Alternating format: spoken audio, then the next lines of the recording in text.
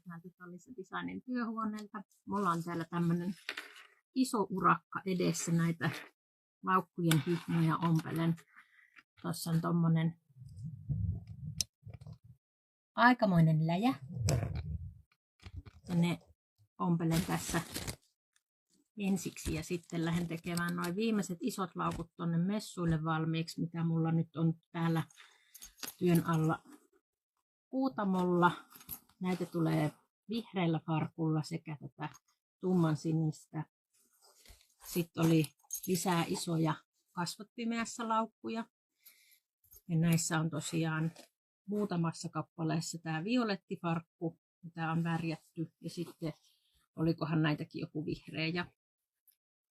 No, sitten näette messuilla, mitä näistä on syntynyt, minkälaisia värejä tuli. Näissä on tosiaan tämmönen paksu vanu tukikangas täällä. Vuorikankaana taskussa on ihan mustaa puuvillaa tässä sivutaskussa. Ja sitten täällä itse isossa osastossa laukussa niin on tämmönen vanutikkivuorikangas. Ja sitten vielä lisänä tämä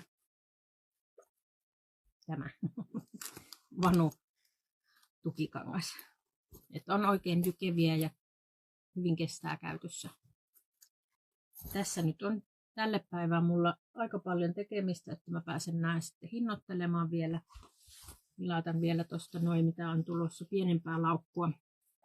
Näissäkin kerälaukuissa on tosiaan tämmönen sivutasku.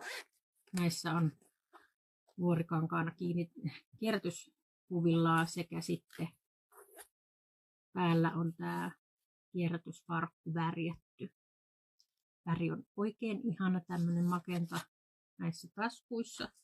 Näitä tulee muutama kappale ja semmosia kivoja pieniä olkalaukkuja pienempiä näistä tulee, että sitten isojen rinnalla on jotain vähän pienempääkin tarjolla. Minä jatkan nyt täällä ompelua. Oikein mukavaa päivää teille. Nähdään sitten messuilla lauantaina paviljongilla Jyväskylässä.